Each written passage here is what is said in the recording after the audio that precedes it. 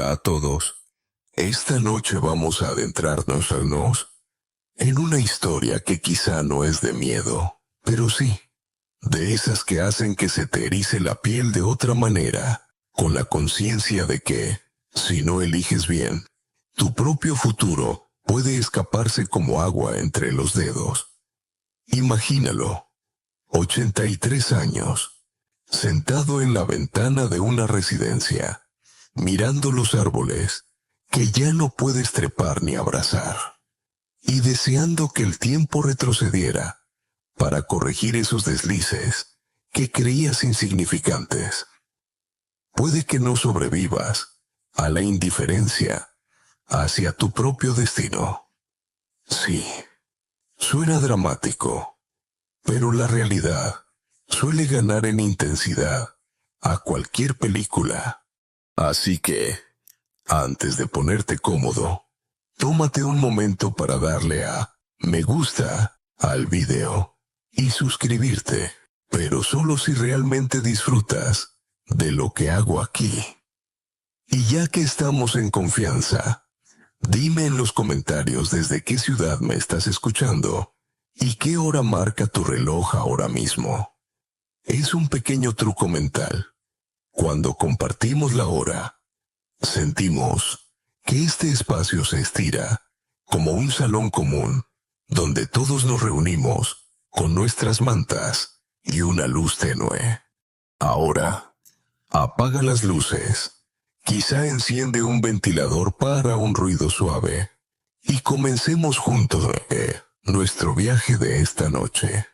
El silencio en la habitación se rompe con la voz temblorosa del señor Mingwu, octogenario de mirada húmeda. Si pudiera regresar a los 60, haría las cosas de otro modo, murmura. El médico que le atendía, un joven serio, pero con los ojos llenos de empatía, no pudo evitar preguntar qué sabía entonces y no supo poner en práctica. La respuesta no se expresó tanto con palabras, como con el temblor de las manos que abrieron un diario de color gastado. Allí estaba escrito 7 decisiones que cambiaría sin dudarlo. Esa frase resonó en mi cabeza como un eco insistente. Imagina tener tu vida resumida en 7 grandes arrepentimientos. En este primer tramo de la historia, desvelamos los 3 primeros: la negligencia con la salud, el tiempo perdido con la familia y el mal manejo del dinero. Pero no me adelanto, vayamos despacio, porque hasta el propio corazón late más tranquilo cuando el relato se saborea. El testimonio de otro anciano, el señor Kang, quedó grabado. Con 61 años, su esposa empezaba a sufrir dolores de cabeza recurrentes. Descansa un poco, se te pasará, dijo él, escondiéndose tras la excusa de la agenda laboral. 3 años después, un diagnóstico terminal de tumor cerebral le arrancó la posibilidad de acompañarla más tiempo. Esa decisión, ese pequeño aplazamiento de acudir al médico, convirtió las décadas siguientes en noches de insomnio. He aquí el primer hecho de sabiduría. La salud desatendida se cobra facturas mucho más elevadas que cualquier inversión financiera. En aquel instante, recordé un dato curioso, leído tiempo atrás, en un estudio de la Universidad Nacional de Seúl. Se afirmaba que los hábitos adquiridos en la 6ª década determinan en un 85% la calidad de los 20 años siguientes. Como si la vida nos diera un contrato renovable, únicamente en esa edad. Los académicos debaten todavía hasta qué punto interviene la genética y cuánto las decisiones diarias. Algunos sostienen que la predisposición biológica es dominante. Otros que la constancia de las rutinas pesa más. pero todos coinciden en que ignorar las alertas es como desactivar el detector de humo en una cocina. Puede de que nada ocurra al principio, pero cuando ocurre, arde entera. Avanzando, encontramos otra historia marcada por el arrepentimiento. La señora Yang, vital, elegante, que en sus 60 bailaba aún con tacones y se sentía invulnerable. Se permitió posponer chequeos. Se convenció de que el dolor articular era cosa de la edad. Ahora, a los 85, sonríe con dulzura amarga. Si hubiese cuidado mi cuerpo entonces, hoy no serían las pastillas quienes organizaran mi agenda diaria. El hecho de que hoy tome 12 comprimidos distintos cada jornada se convirtió en su propio reloj de arena. A veces, la realidad trae un punto casi cómico. Aunque tristemente cierto, confesó que tenía tantos frascos de medicamentos que un nieto le preguntó si estaba montando un bar clandestino de colores. Ella rió con él, porque a esa edad, la ironía es una medicina más. El tercer arrepentimiento revelado en aquel diario era la relación con el dinero. El señor Lee, maestro durante 3 décadas, creyó que su cuantiosa indemnización equivalía a una eternidad de tranquilidad, viajes, snacks, el golf como pasatiempo repentino. Todo se esfumó, como si el dinero estuviera hecho de humo. Y cuando apareció la enfermedad, se encontró con la mitad de los ahorros perdidos en menos de 3 años. Aquí el segundo hecho extraño de esta sección. Más del 50% de los jubilados que reciben un capital elevado lo agotan en los 5 primeros años. Según estudios locales, al parecer, el cerebro interpreta la jubilación como una especie de lotería inesperada, disparando centros de recompensa similares a los de un premio azaroso. Lo irónico es que ese premio era solo el fruto de toda su vida trabajando. Un tema polémico entre economistas y sociólogos ronda en círculos académicos. ¿Debe el sistema forzar a los jubilados a gestionar su dinero mediante planes controlados? ¿O debe respetarse la libertad, incluso a costa del naufragio económico personal? No hay consenso. La mitad argumenta que la intervención evitaría ruinas ansiosas. La otra mitad responde que sería tratar a las personas mayores como menores de edad. Mientras escuchaba estos relatos, anotaba mentalmente la primera lección. El tiempo de los 60 es como un cruce de caminos, con señales luminosas, pero demasiados prefieren mirar el móvil en lugar de la carretera. Tal vez porque a esa edad uno se siente aún joven suficientemente, y las alarmas parecen falsas. Pero cada uno de esos giros descuidados deja huellas que ya no se borran. Quise cerrar esta primera parte con un toque ligero, porque me doy cuenta de que a veces la densidad abruma. Pensé, quizá, cuando cumpla los 60, la única suscripción que querré renovar de verdad sea la del dentista y la de Netflix, y seguramente en ese orden. O puede que al revés, según cómo me fallen las muelas. Lo cierto es que este inicio deja sembrados los 3 primeros grandes motivos de arrepentimiento. No cuidar la salud, no cuidar las relaciones y no cuidar el dinero. 3 pilares tan simples que sorprende lo fácil que es derribarlos cuando uno se siente invulnerable. Y, sin embargo, son estos los que dictan el guión del resto de la vida. A medida que avanzo en esta narración, percibo cómo los recuerdos se entrelazan, formando una especie de tejido frágil. Hoy quiero detenerme en el primero, y más evidente, de los grandes arrepentimientos, el abandono de la salud. Puede sonar a cliché, todos hemos oído, hasta el cansancio, lo de sin salud no hay nada. Pero lo curioso es que la mayoría no lo cree de verdad hasta que se hace demasiado tarde. El señor Khan ya lo demostró con aquella pérdida irreparable, y la señora Yang añadió un retrato de la dependencia farmacológica. Y, sin embargo, también existe el reverso, los que decidieron interpretar una alarma como una oportunidad y no como un estorbo. El señor Kim, por ejemplo, cayó desplomado, en plena calle, a los 60, por un ataque cardíaco.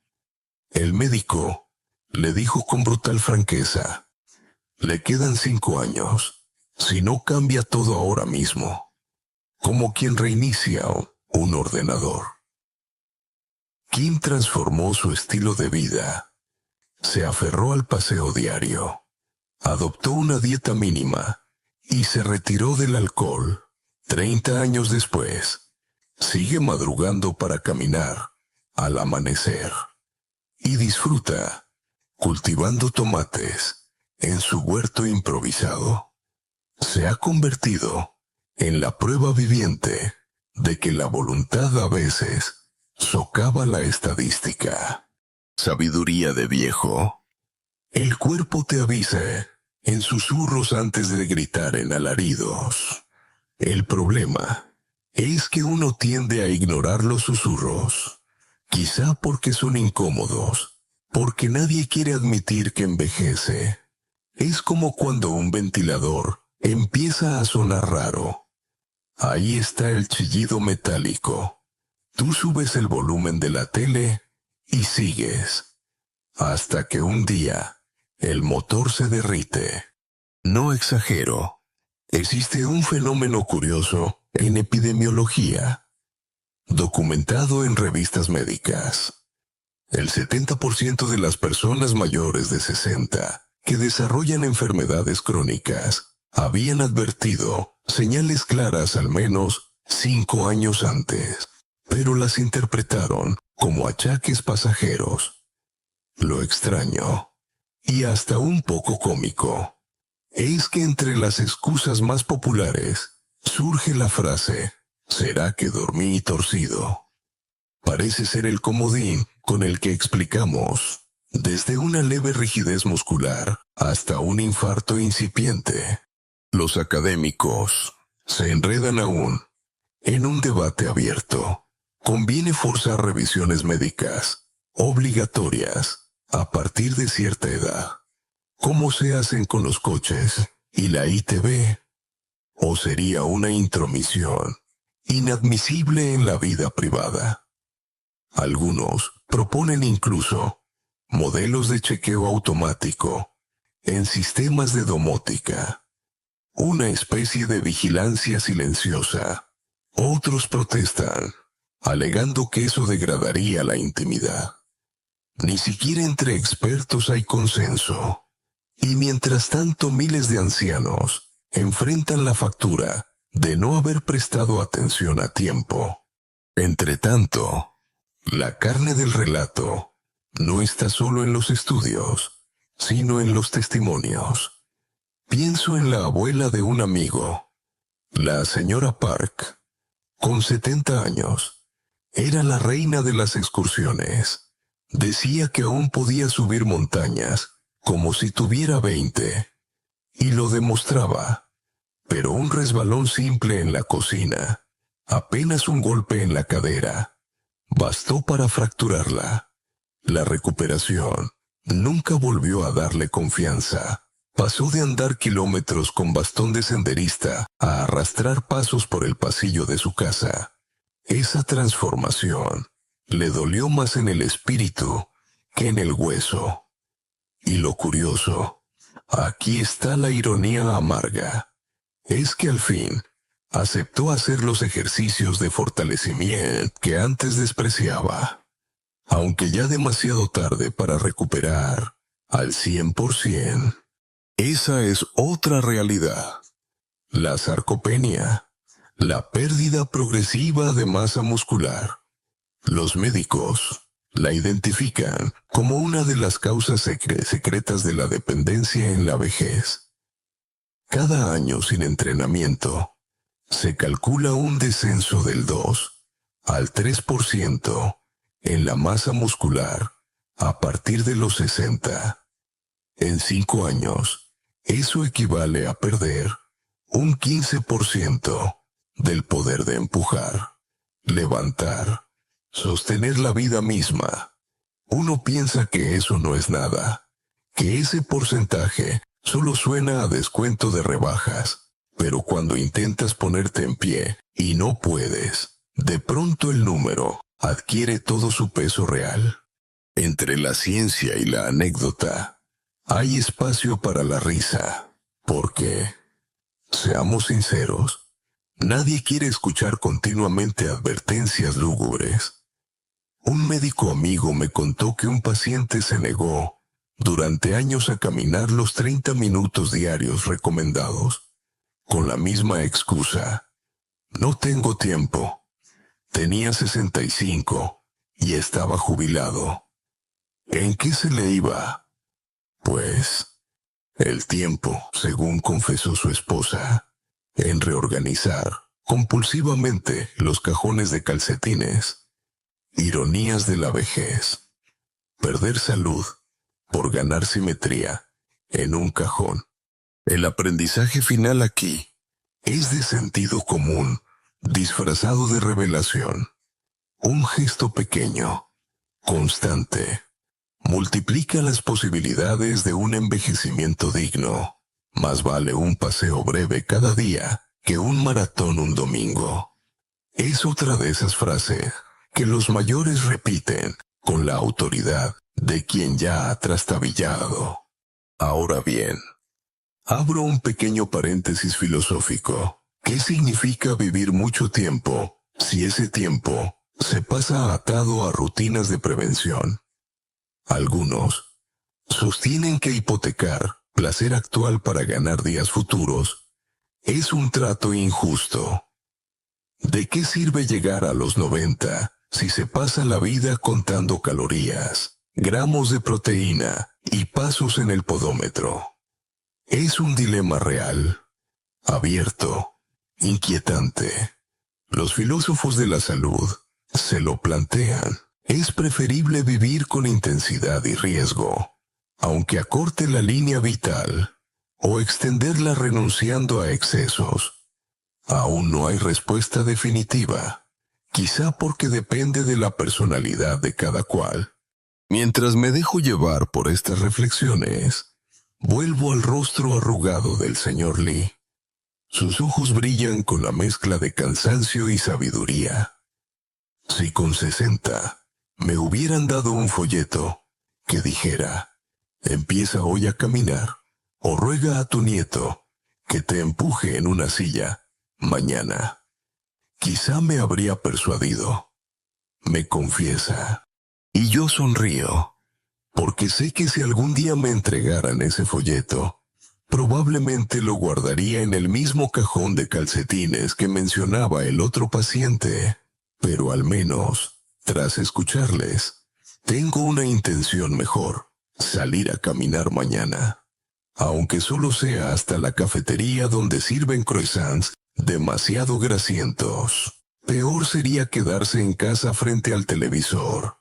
El tercer gran arrepentimiento del diario de nuestro anciano protagonista estaba ligado, paradójicamente, a algo tan diminuto que podría parecer una broma: la falta de encarar pequeños gestos diarios destinados a cuidar el cerebro. En la residencia, alguien mencionó que había un ejercicio casi ridículamente sencillo, capaz de reducir la probabilidad de demencia. Imagina la escena. Un grupo de octogenarios en círculo, levantando los talones en silencio, como si fueran una compañía secreta de ballet muy exclusiva. Me hizo sonreír, lo confieso, pero detrás de esa imagen había una verdad rotunda. Se trata del llamado ejercicio de elevar talones. De pie, con los pies separados a la anchura de los hombros. Levantar lentamente los talones, mantener 3 segundos en posición y luego descender suave. 20 veces. Eso es todo. No requiere gimnasio, ni ropa deportiva fluorescente, ni ánimo juvenil, apenas compromiso y constancia.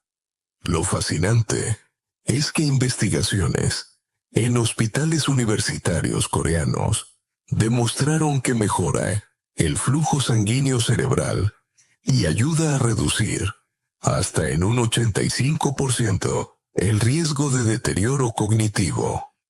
Cuando lo escuché, pensé que era un dato exagerado, pero lo corroboré después en varias publicaciones serias. Aquí asoma la sabiduría de los mayores. Lo que se hace en 3 minutos, hoy se transforma en recuerdos que permanecen 10 o 20 años. Una abuela, la señora Lee, diagnosticada a los 65 con déficit cognitivo ligero, se obsesionó con esa sencilla rutina. Llevaba casi 2 décadas practicándola, mientras miraba sus series favoritas, entre coladas y sobremesas. A los 82, su memoria seguía sorprendentemente estable. Recordaba cumpleaños, historias familiares y, lo más curioso, aún podía aprender canciones modernas junto a sus nietos. Y aquí viene el detalle gracioso. Prefería letras de grupos juveniles porque decía que eran tan absurdas que resultaban ideales para ejercitar la memoria. El hecho extraño de esta parte lo encontré en un estudio japonés. Demostraron que incluso masticar chicle de manera consciente estimula la irrigación cerebral. ¿Quién hubiera dicho que mascar podría ser un aliado contra el olvido? Algunos mayores lo adoptaron como remedio, y un grupo de voluntarios insistía en elegir chicles de menta extra fuerte para activar mejor las neuronas. No se sabe si la intensidad de la menta era terapéutica o simple masoquismo, pero el entusiasmo se mantuvo. Sin embargo, también hay debate en los círculos científicos. Algunos neurólogos sostienen que es peligroso vender la idea de un ejercicio como cura mágica. Alegan que el contexto completo, alimentación, sueño, estímulos sociales, es irrenunciable. Y otros defienden que, aunque no sea una panacea, es una puerta accesible, porque ofrece a los mayores la sensación de control. Y ese sentimiento de agencia, recalcan, ya tiene de por sí un efecto terapéutico en el ánimo y hasta en el sistema inmunitario. Mientras escuchaba estos argumentos, no podía evitar imaginar a un futuro club de jubilados modernos, todos levantando talones, rítmicamente, con música de fondo. Un aeróbic cerebral que arranca sonrisas. Reconozco que mentalmente ya dibujaba el anuncio de televisión. ¿Quieres recordar dónde dejaste las llaves? Eleva los talones, baja los niveles de olvido. Seguramente la campaña se haría viral. Pero a medida que me reía solo, pensaba en la seriedad real. ¿Cómo podemos convencernos de practicar cosas tan pequeñas y sin glamour? Si nos propusieran subir al Everest para mejorar la memoria, algunos lo intentarían. Pero pedir simplemente 3 minutos al día parece demasiado banal. Y lo trivial, tendemos a descartarlo, como si la dificultad fuera imprescindible para darle valor. En la residencia, un médico joven, convencido de esto, repetía: la prevención no tiene que impresionar, tiene que sostenerse. Y yo asentía, porque la vida cotidiana está hecha de acciones discretas y constantes. Un chiste rápido para aligerar. Un anciano contaba que después de un mes levantando talones, su hija le preguntó si estaba entrenando para convertirse en ladrón. Por aquello de caminar de puntillas, se rieron ambos, y ese vínculo, no el ejercicio en sí, se convirtió en recuerdo imborrable. Un punto más técnico que suele debatirse es si la plasticidad cerebral, esa capacidad de las neuronas para formar nuevas conexiones, realmente persiste a edades avanzadas. Hay quienes lo niegan. Consideran que a partir de cierta edad, las neuronas están condenadas a la inercia. Otros, en cambio, muestran pruebas de ancianos aprendiendo idiomas a los 70 o incluso programando ordenadores a los 80. La discusión académica no parece tener fin. Pero mientras la ciencia se bate en estudios, en la práctica real hay ejemplos suficientes para sostener la esperanza. Recuerdo también a la señora Choi, que tras enviudar, encontró consuelo en clases de pintura. A los 70, comenzó a copiar óleos famosos. A los 75 ya exponía en un centro cultural. Ella misma decía que cada pincelada era un andamiaje nuevo en su cerebro. ¿El diagnóstico? Nunca desarrolló la demencia que su madre sí padeció a su misma edad. Quizá el talón levantado, quizá el pincel soltado, quizá ambas cosas. La ciencia aún busca explicaciones, pero la vida cotidiana a veces se adelanta. La conclusión de este tramo puede sonar humilde, pero en realidad es poderosa. La diferencia entre una mente lúcida y una mente nublada en la vejez quizá resida en pequeñas coreografías diarias que parecen insignificantes. Y aquí, otra reflexiva cuestión. ¿Qué nos cuesta más? ¿Perder 3 minutos diarios de comodidad o perder décadas de memoria vital cuando ya no haya remedio?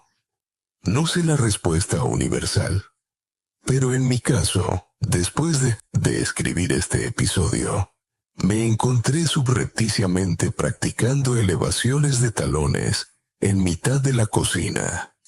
El perro me miraba convencido de que había enloquecido. Quizá no estaba tan equivocado. Las historias que nacen alrededor de la salud suelen concluir con una especie de advertencia tácita. Todo lo que haces o dejas de hacer a los 60 marca cómo serán tus 80.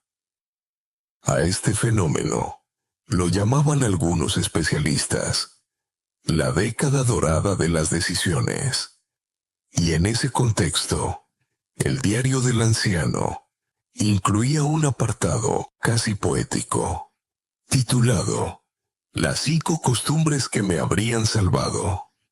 Imagínalas como un menú sencillo que cualquiera puede elegir en casa, pero con efectos de alcance imprevisible. La primera de esas costumbres era caminar 30 minutos diarios. Y se me quedó grabada una frase, escuchada en boca de una mujer septuagenaria. Un paseo me costaba media hora. No darlo me costó una década. La sabiduría de esa sentencia se desliza como verdad pura. Hay estudios que lo respaldan. Caminar reduce de manera significativa la probabilidad de deterioro cognitivo y también mejora la elasticidad arterial.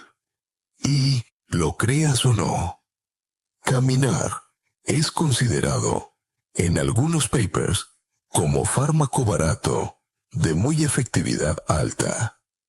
A mí me fascina que necesitemos un artículo científico para creer que andar es saludable, como si lo básico no bastase. El segundo hábito, beber agua suficiente. Puede sonar ridículo mencionar 2 litros de agua al día como si fuese la panacea, pero lo cierto es que el riñón envejece silenciosamente. Sorprende que la deshidratación crónica se confunda con mareos, cansancio o incluso depresión ligera. El hecho raro aquí es que existen registros médicos de pacientes llegados a urgencias en estado de confusión e incluso delirios. Y la solución no fue un medicamento complejo, sino una simple hidratación intravenosa. En términos sencillos, a veces estamos a un vaso de agua de recuperar nuestra lucidez. El tercer hábito, dormir 7 horas de calidad. Y aquí surge el debate académico permanente. ¿Es mejor dormir en bloque o fraccionar? Algunos especialistas en cronobiología sostienen que las siestas son beneficiosas.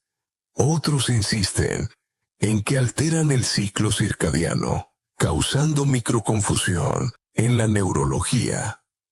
Yo confieso que mi opinión está más cerca de la de los mayores que conocí. La siesta de 20 minutos no solo me quita sueño, también me devuelve la sonrisa. Quizá la ciencia precisa más tiempo para decidir algo que ellos ya intuyen. El cuarto hábito, aumentar la proteína en la dieta. La señora Han contaba con cierto humor cómo su nieto la vigilaba para verificar que no apartase el pollo del plato. «No quiero pollo, quiero dulces», contestaba ella. Pero un nutricionista la convenció con una frase curiosamente convincente. «Un músculo alimentado sostiene un cerebro vivo». Ahí entendió que la proteína no era capricho, sino sostén. Y llegó el quinto hábito, la estimulación cognitiva. En su diario, el anciano lo formuló así: retar a mi cerebro con cosas nuevas, aunque pareciera una tontería. Y relataba cómo su amiga, la señora Choi, aprendió a utilizar smartphone a los 70 y pudo después enseñar a jóvenes en talleres comunitarios. Ese gesto no solo mejoraba su agilidad mental, también le regalaba una especie de dignidad social inesperada. El punto gracioso vino cuando un nieto, al verla utilizar aplicaciones de redes sociales, le preguntó si planeaba convertirse en influencer senior. Ella respondió: «Claro, pero solo de meriendas y trucos de costura». Y, en cierto modo, lo consiguió. Su canal improvisado en Internet cultivó más de 1000 seguidores. A esa edad, los números eran lo de menos. La verdadera medicina fue la sensación de seguir participando en la conversación colectiva. Este listado de 5 hábitos se convirtió en mantra entre los internos, y no pude evitar cuestionarme por qué nos cuesta tanto adoptar lo elemental. Hay un concepto curioso en psicología: descuido hedónico.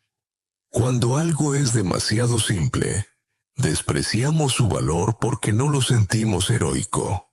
Y sin embargo, La vejez nos recuerda que son los gestos cotidianos los que escriben las biografías más duraderas.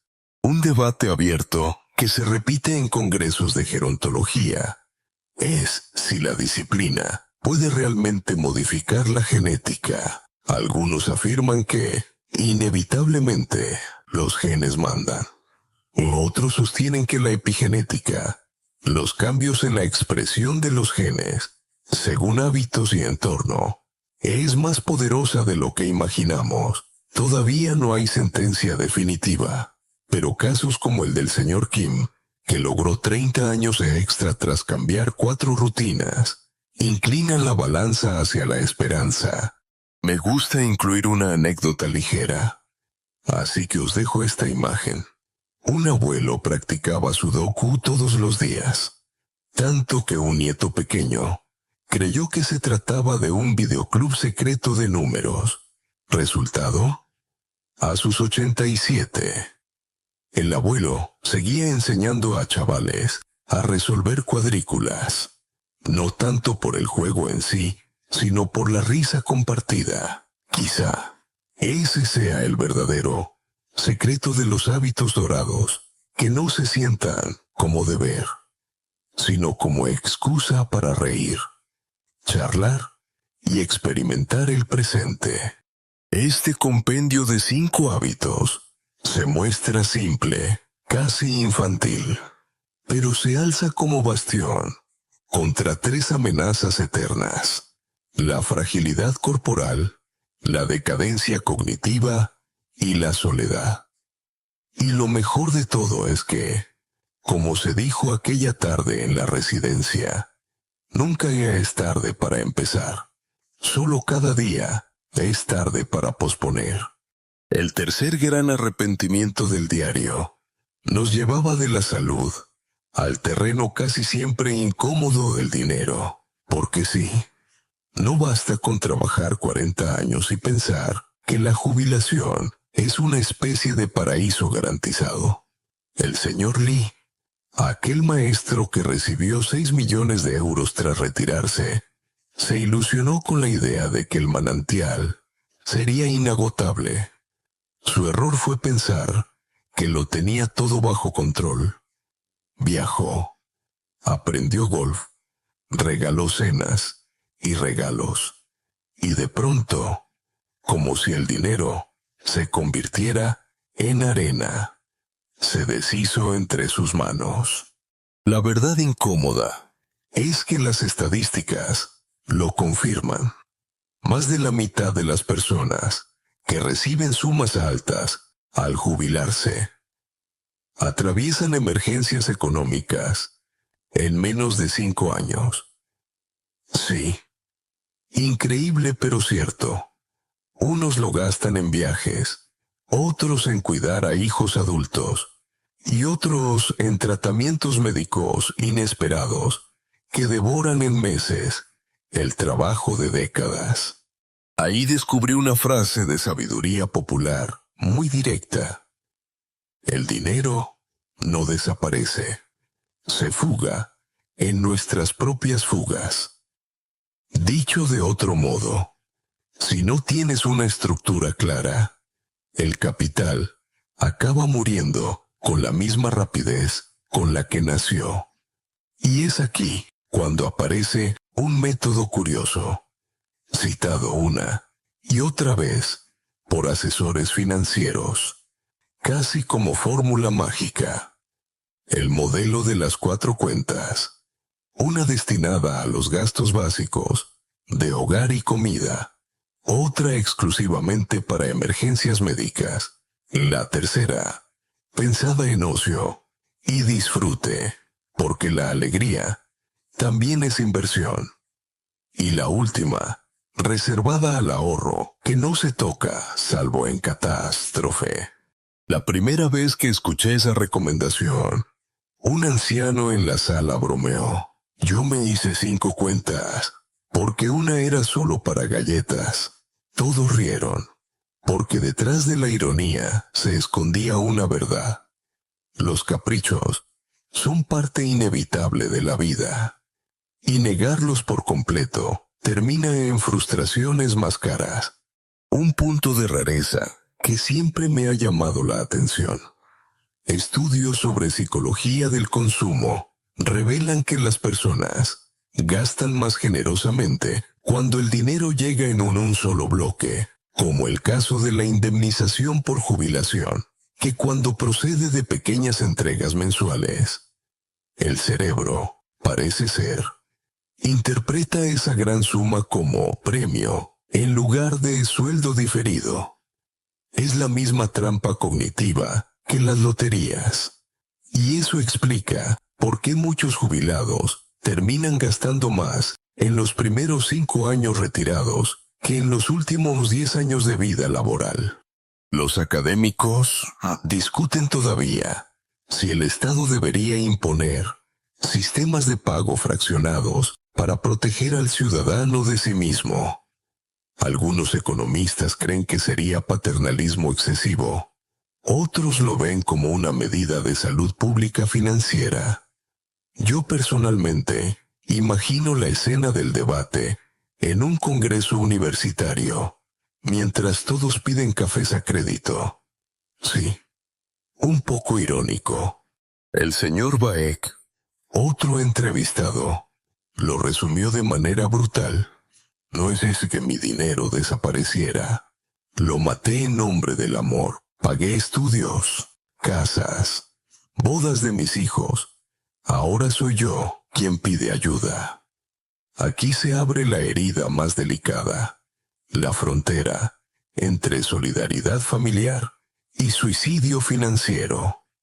Porque el impulso de ayudar a los hijos es natural, casi instintivo.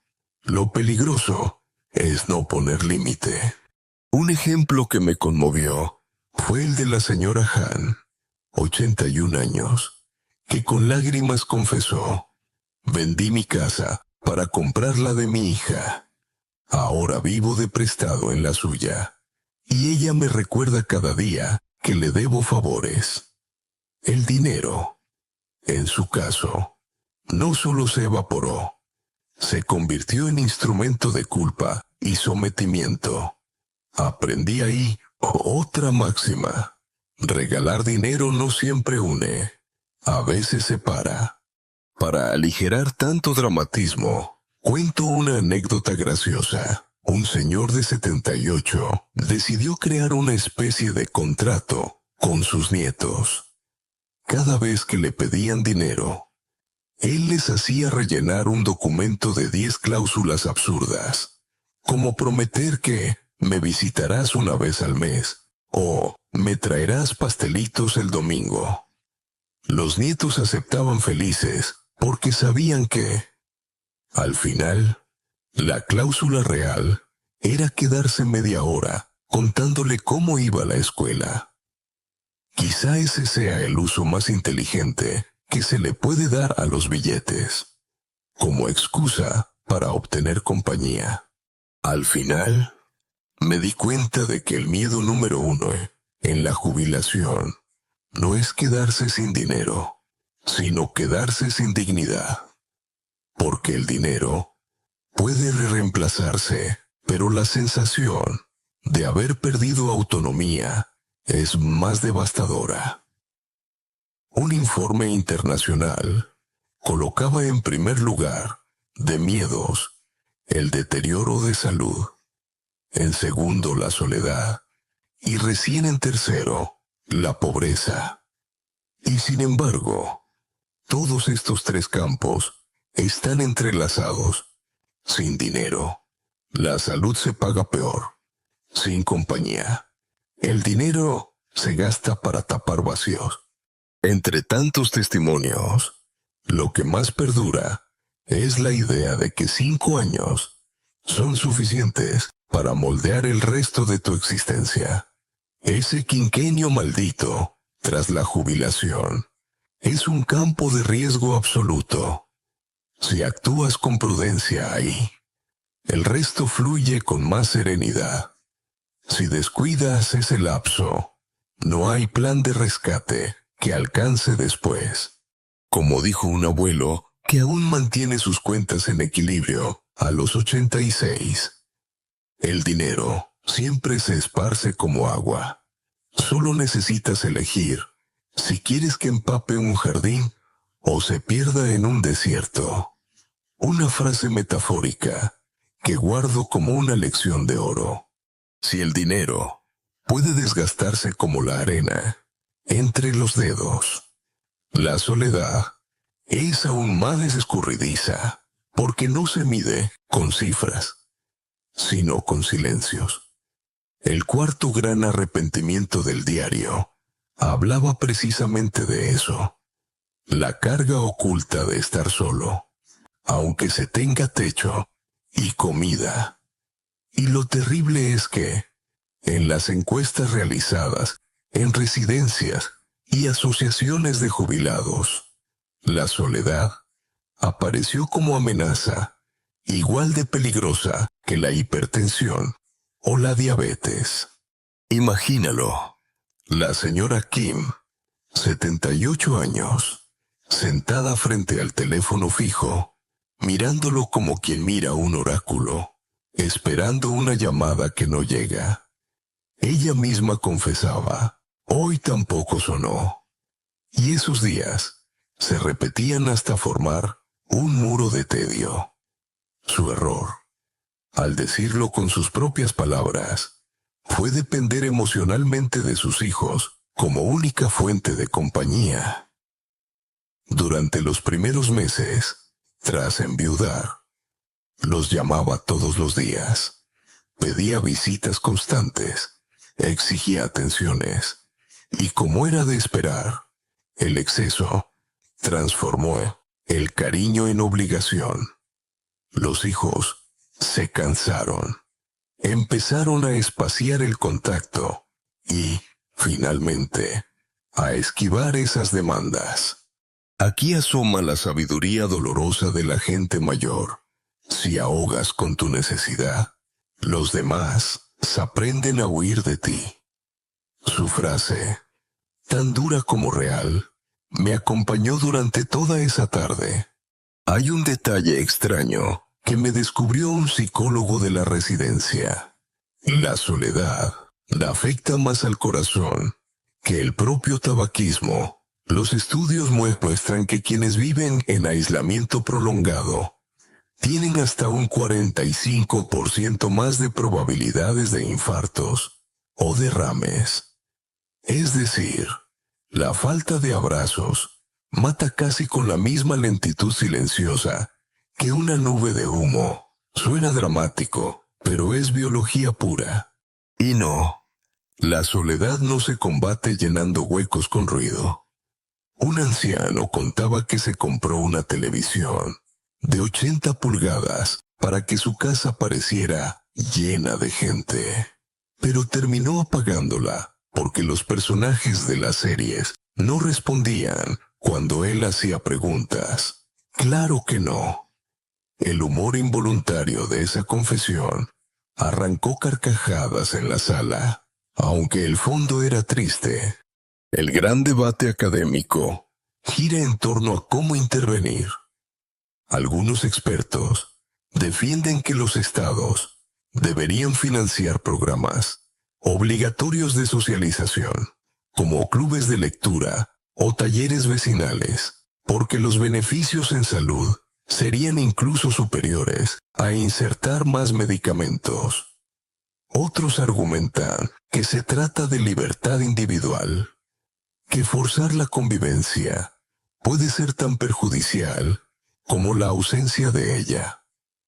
Y quizá ambos tengan razón. Al fin y al cabo, la amistad genuina no nace de una orden, sino de un interés compartido. Pero existen ejemplos luminosos. La señora Seo, 83 años, viuda y sin hijos, decidió dividir su día en 3 partes sagradas: la hora del encuentro, la hora del aprendizaje y la hora del silencio. En la primera, visitaba la asociación de barrio, saludaba a vecinos, compartía tazas de té. En la segunda, Aprendió informática, hasta convertirse en la abuela más activa en un foro digital sobre recetas tradicionales. Y en la última, se dedicaba a escribir un diario íntimo y practicar meditación. Cuando le pregunté cómo combatía la soledad, me respondió: no se combate, se domestica, como a un gato testarudo. Frase brillante y, en cierto modo, divertida. Porque sí, la soledad se asemeja a esos gatos que se posan en tu regazo cuando ellos deciden, no cuando tú lo fuerzas. Un hecho curioso que leí en un congreso de psicogeriatría: las personas que mantienen una afición creativa, ya sea bordar, tocar un instrumento o cuidar bonsáis, tienen índices significativamente más bajos de problemas depresivos en la vejez. No porque esas actividades sustituyan a los amigos, sino porque construyen un refugio propio. Y entonces pensé, quizá la receta más sencilla no sea buscar constantemente compañía, sino aprender a ser tu propia compañía. Una ironía ligera que recordaba a un abuelo bromista. Yo mismo soy mi peor enemigo y, a la vez, mi mejor compañía. Discutimos, pero al menos nunca dejo de hablarme. Esa frase provocó carcajadas, pero también escondía la verdad de que el diálogo interno resulta inevitable. En debates académicos recientes, se plantea incluso si la soledad se debería medir como síntoma clínico en las consultas médicas, igual que se mide la tensión arterial. Al fin y al cabo, de nada sirve vigilar el colesterol si el alma se corroe por sentir que nadie espera tu saludo. Lo que aprendí de estas historias es sencillo.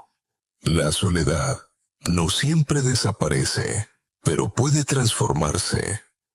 Puede convertirse en un tiempo de calma, de redescubrimiento, incluso de creación. Y, sobre todo, deja de ser mortal cuando aprendemos a integrarla en la vida sin delegar en otros la obligación de llenarla por nosotros. El arrepentimiento de muchos ancianos, entonces, no era solo estar solos, sino haber esperado demasiado de sus hijos, haber confundido amor con dependencia y haber olvidado que la verdadera compañía nace en uno mismo. Esa enseñanza quedó escrita entre lágrimas en el diario original, y ahora la comparto con la esperanza de que en las próximas generaciones aprendamos a darle la vuelta al silencio antes de que nos atrape. El quinto gran arrepentimiento, descrito en el diario, pasaba de la soledad a un terreno muy espinoso: la relación entre padres e hijos, cuando entra en juego el dinero, las herencias y la eterna pregunta de ¿hasta dónde debo ayudar? Este asunto, tan aparentemente sencillo, tiende a desgarrar más familias que cualquier enfermedad. La historia de Mingo y las de muchos otros en la residencia se repetían con un patrón inquietante: padres entregando todo por sus hijos y quedándose después con las manos vacías. Recuerdo claramente al señor Choi, 65 años recién cumplidos, al jubilarse, que decidió dar gran parte de su indemnización a su hijo mayor para que comprase un piso. Un año más tarde, su otro hijo anunció su boda. Padre, espero que seas justo. Y justo fue, hasta el punto de sacrificar también el resto de sus ahorros. Tras esa doble entrega, un frío silencio lo dominaba en casa. Discusiones constantes con su esposa sobre cómo pagar el supermercado. Su salud comenzó a deteriorarse y sufrió incluso un ligero infarto. La conclusión a la que llegó fue cruda. Creí estar comprando el bienestar de mis hijos, pero estaba hipotecando mi vida entera. Aquí asoma la sabiduría que da la experiencia. Si regalas todo, regalas también tu voz. Esa frase salió de la boca de una mujer de 80 años que, tras repartir sus bienes, notó que su propia opinión empezó a pesar menos en la familia. El caso extraño lo ofreció otra historia, la del señor Park. Quiso ser generoso, hasta lo caricaturesco. Cedió sus bienes a 3 hijos en vida, convencido de que después lo cuidarían mejor.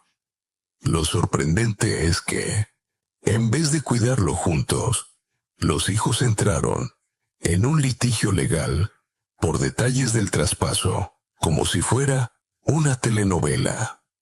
El anciano terminó solo en una institución y confesó con ironía: les regalé una herencia en vida y a cambio recibí un abogado de oficio.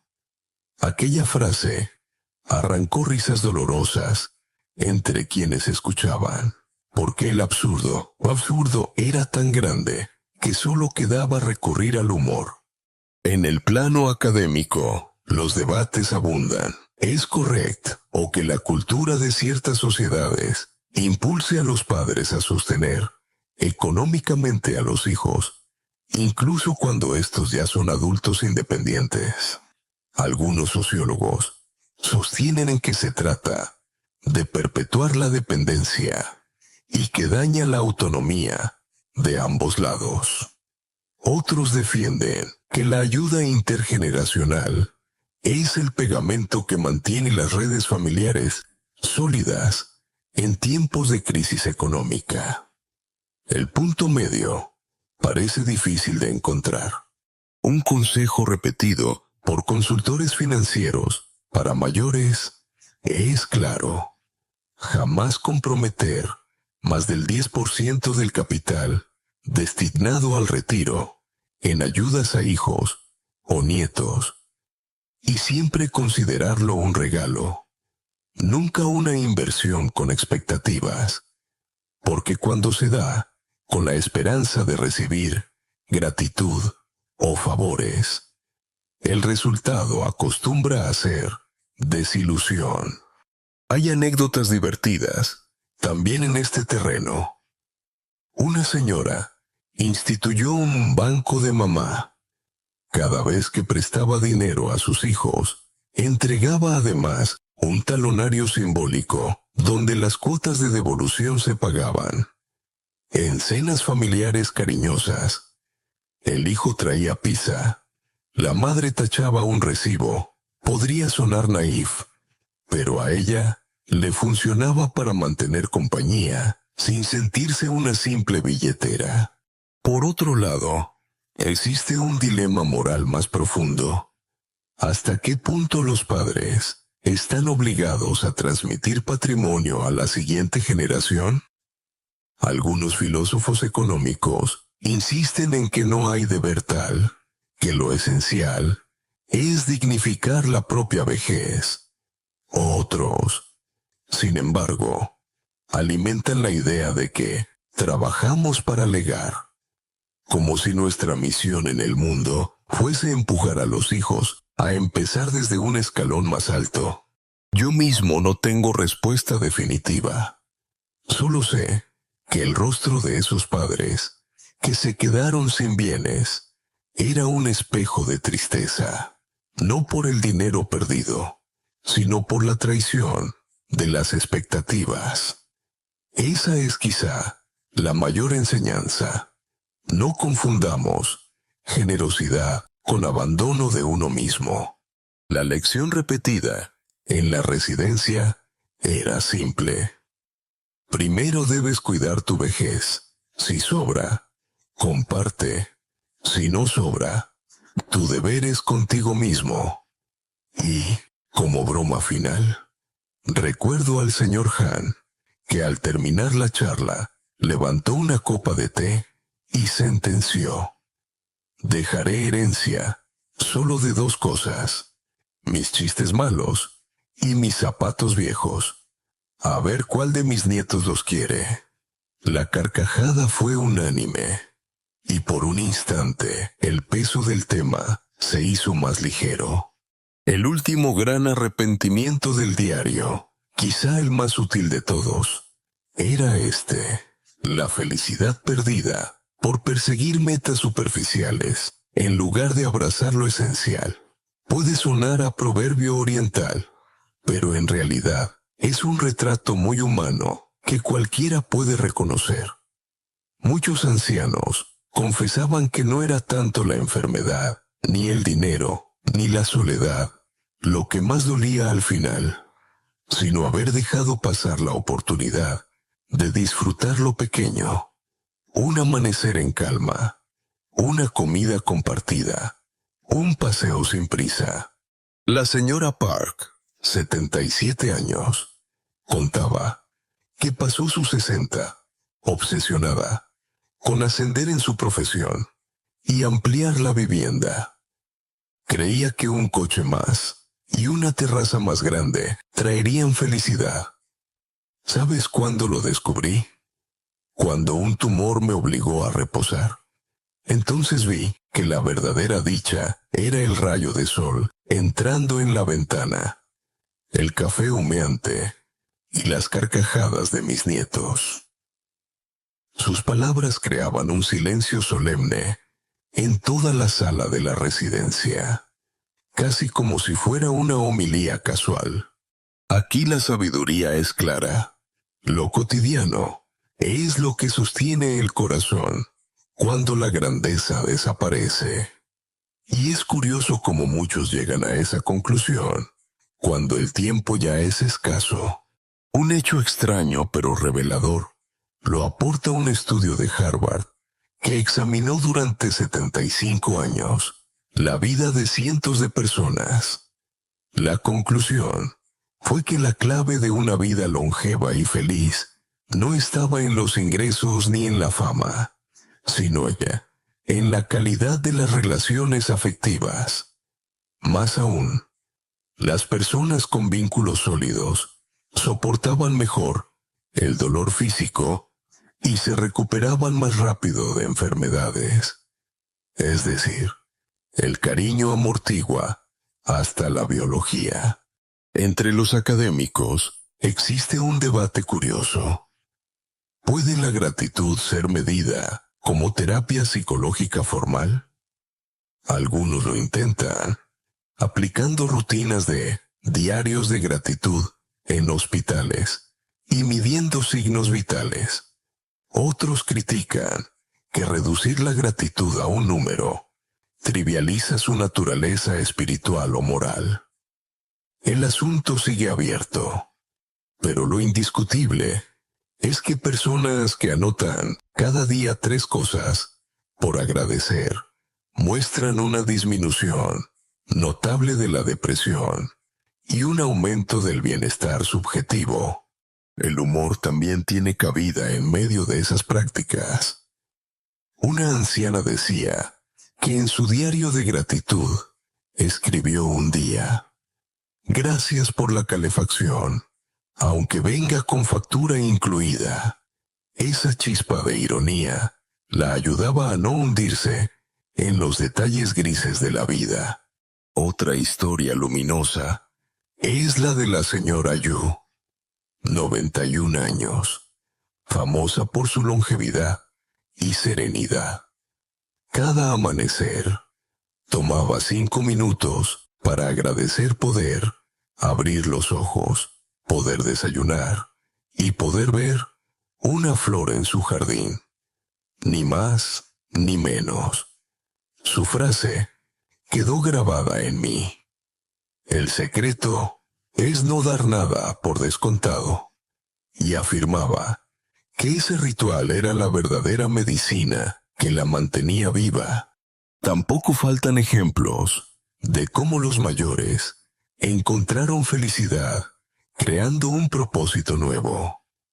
El señor Young jubilado de 70, decidió escribir cuentos infantiles, no para publicar ni vender, sino para leerlos a nietos y a niños de bibliotecas públicas. A los 75, publicó de manera modesta un libro de relatos, y cada mañana declaraba con risas: nunca pensé que yo, un viejo gruñón, acabaría firmando cuentos sobre ardillas. Ese propósito le regaló ilusión diaria y frenó la sensación de inutilidad. Quizá la reflexión más universal que se alzó en ese círculo de testimonios es que las metas visibles, dinero, estatus, conquistas sociales, se marchitan como fuegos artificiales efímeros. En cambio, las pequeñas rutinas de aprecio duran como brasas. Y sin embargo, vivimos corriendo detrás de los juegos de luces. Una anécdota ligera para cerrar este episodio. Un grupo de amigos octogenarios organizaba cada viernes una fiesta del té ridícula. Consistía en reunirse, inventar brindis extravagantes y reírse de los achaques de cada uno. Amo mis rodillas viejas porque me permiten contar chistes de chasquidos, decía uno. Esa costumbre, aparentemente trivial, se convirtió para ellos en el auténtico gran evento semanal. Mirado desde fuera, quizá pareciera simple. Para ellos, sin embargo, era el recordatorio de que podían seguir creando alegría, incluso en el otoño de la vida.